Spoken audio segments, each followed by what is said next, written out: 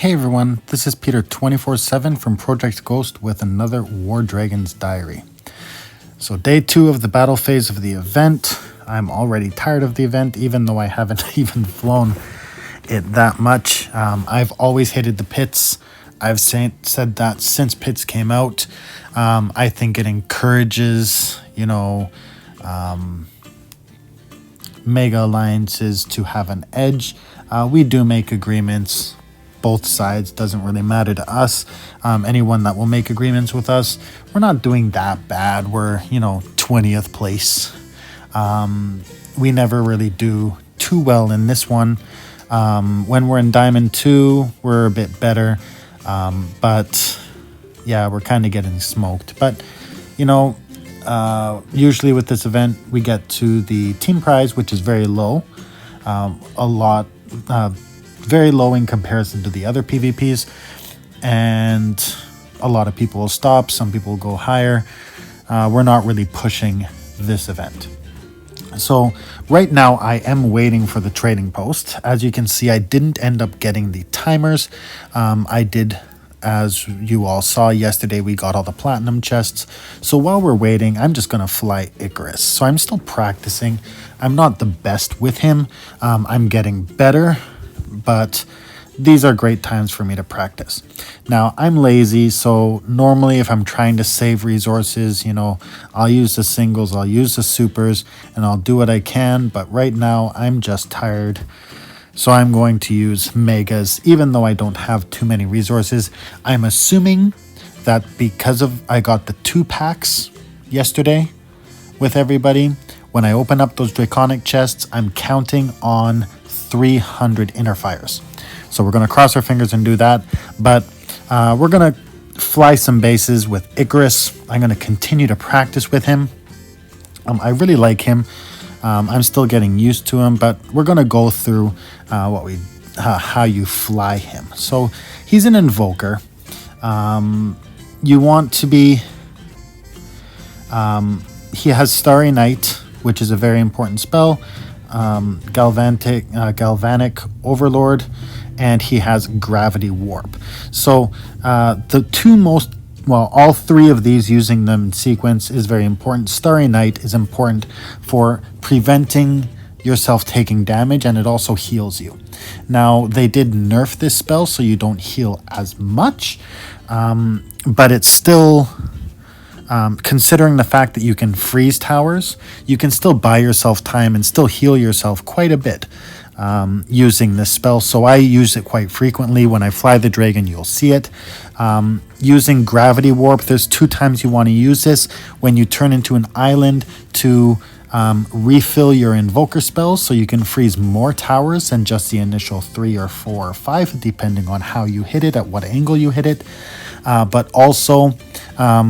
you can leave towers, pass by them while freezing or shooting down stuff in the back so it doesn't hit you. And then as you pass over it, you can use Gravity Warp again, and it will destroy towers that are underneath you.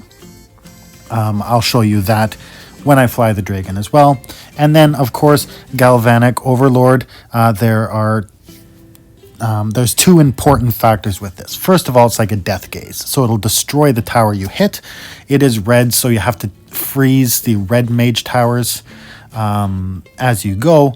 But after you cast it once and you destroy a tower, if you cast it again for a little bit of health, at the cost of health, you will regain some rage, which is very important, as you will see as we move. So there's often times if I screw up during a run and I'm running out of health, I'm running out of, I'm about to die. There's many times that I will try to heal myself with Starry Night and use Galvanic Overload to heal myself. So I want to get to the 46,000 or 42,000, something like that, prize for the last set of sigils before, I call it a day or call it an event. But we're going to get there today because I'm waiting for the trading post to reset. So let's fly. This is an endgame base. I'm going to invite people. So once again, I'm using Starry Night, and I'm I want to make sure I don't get hit. Now, freezing what I can. I left the tower in the front so that I don't get hit. And I'm using... I used the other spell so that... I guess it's... I always screw up whenever I talk and do this. I'm trying my best to talk and do it at the same time. But buying yourself time, see here, I can sit here and I can just recharge my health. It's not much. This will actually, if I'm getting hit by an elemental tower, it will actually heal me more. So turning into it, before I actually make the turn, I'm going to want to cast this spell so that I don't take any damage. Oy. So buying time, building my rage. So at the cost of rage, it doesn't necessarily have to be a tower. You can use Galvanic Overload on a one of these monuments. Just give you an example. I can use that and recharge my rage, and I use this and it'll destroy the towers underneath me. Once again, as I turn into this, I want to use Starry Night. It will heal me. Not heal me, but it'll protect me from these things. A lot of the bases nowadays are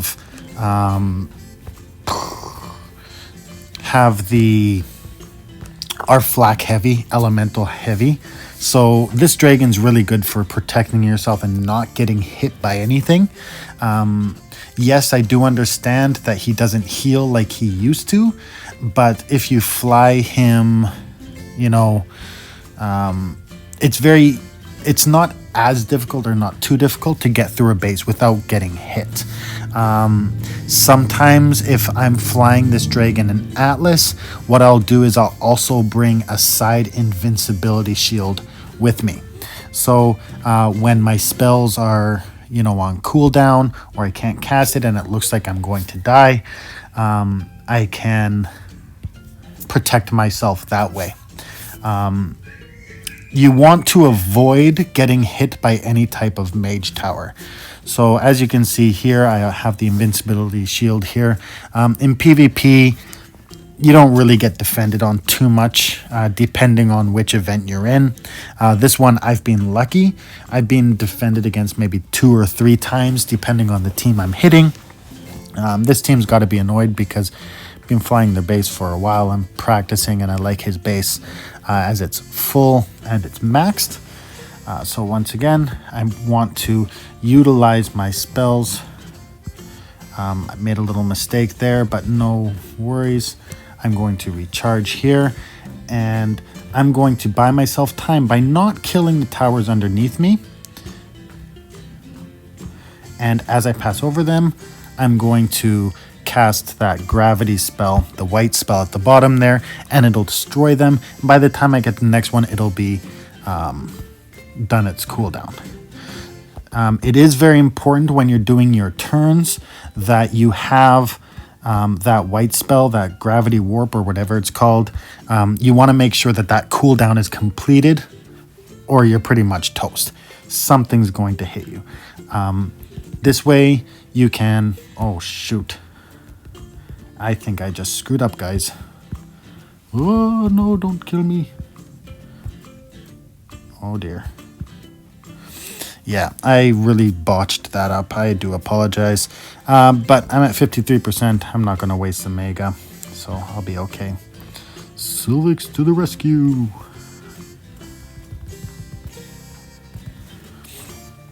I love this dragon. He's kind of outdated now. He's not as strong. Defended bases, he gets shot down quite easily. But he's still good for cleanup, There we go. And all I care about is 70% because I'm lazy and I'm not going to fly.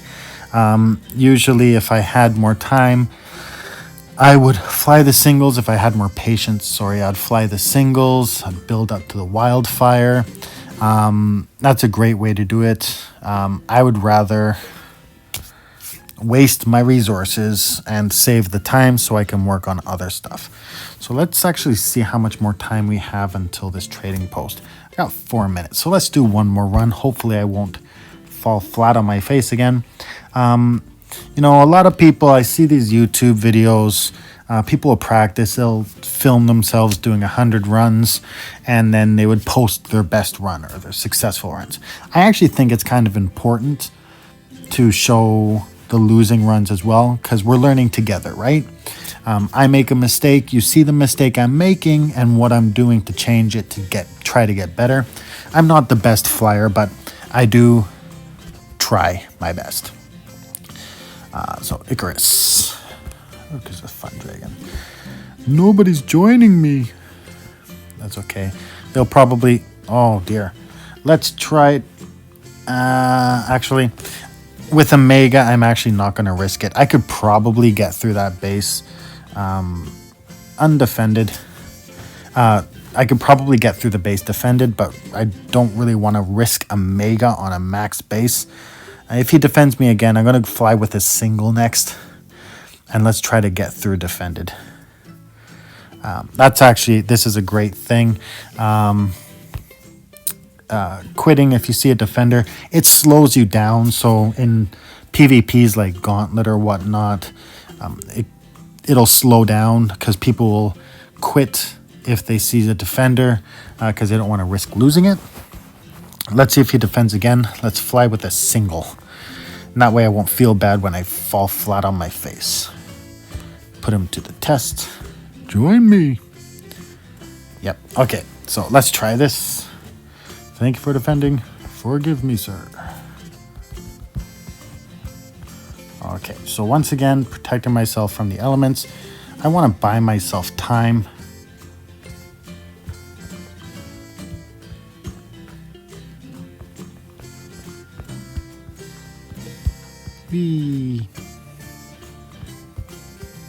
So as you can see here, you know, he's defending, but I'm getting through, taking minimal damage. So on the turn, use a blue spell, freeze everything, and now I can take my time, and he's going to chill here with me while I go through and I heal myself, I get my rage ready, and quite possibly someone else on my team could be flying the same base and getting through. Oh dear, I kind of botched this again.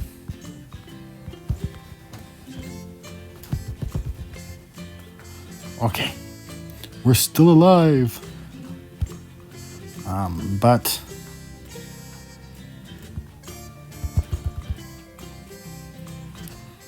kind of low on health. Okay, so as you see here, I'm manipulating his spells to try to survive a little bit longer.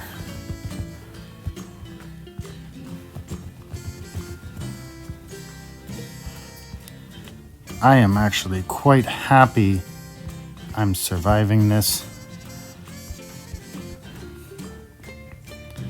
Do this. That's not bad. I still got to 70%. I'm happy with that performance. I wish it was my Mega, but it wasn't. But hey, if this was an Atlas run, I would have come with the cleanup dragon and 2 dragons. You know, I still have 20% revive rate. 80% revive rate. Still pretty good ratio. And I got through defended, and I can now be happy with myself and my performance. And now that the trading post is open, should be open, I'm going to leave the event, go back in so it can reset. And hold on a second, let's see what it is. Okay, so we got timers, we got research eggs. Really? Okay, so platinum egg, emerald egg, Empyrean egg. Do not waste your sigils on this trading post. That is my advice. Yes, it costs eggs, but it will get to a point, especially now that they've started to discount these dragons. If you look at the emerald egg, yes, it will cost you to make them, and yes, it may feel like a lot, but for 10 eggs, spending 3,500 of your sigils, I believe is a complete waste, and I think you'd be foolish to be getting this. Eggs are a lot easier to come by than sigils. Just takes farming and effort, and I saved very hard for my sigils, and I'm still saving very hard for my sigils. This one, better than the other, better than the research eggs, but I still don't think it's quite worth it, especially considering I'm saving up for the Draconic chests and the Festive Dragon. And then we have the Mythic Rage Rune. Now, looking at this Mythic Rage Rune, I have one already, the same exact one. This I actually think is worth it if you can afford it. The reason being is because they have the increased hunter ammo on it. Hunter ammo is probably the most important or one of the best rune qualities that you can get. This is why we encourage people to look at the chests that become available at specific events. Open up the silver chest, find out what is there, and look through to see if they have the mythic ammo.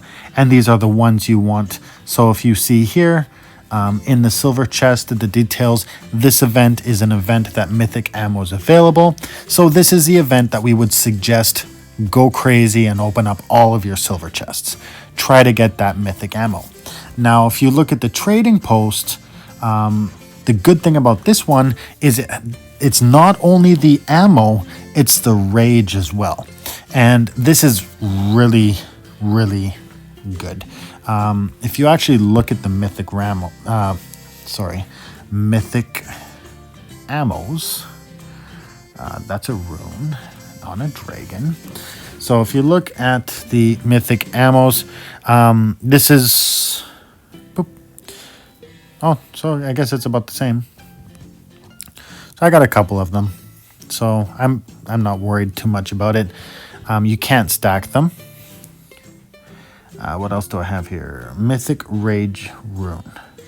So as you can see here, there are different ones. This is the one that's available in the store. I already have one. I'm not going to get this one. I want to save my sigils. 2,500 sigils is quite a bit. But as you can see here, they'll sometimes come up in the trading post, and they'll have different qualities. Always look at both attributes. So this one gives you the rage generation and the hunter ammo increase. This one will give the rage generation and increased dragon HP.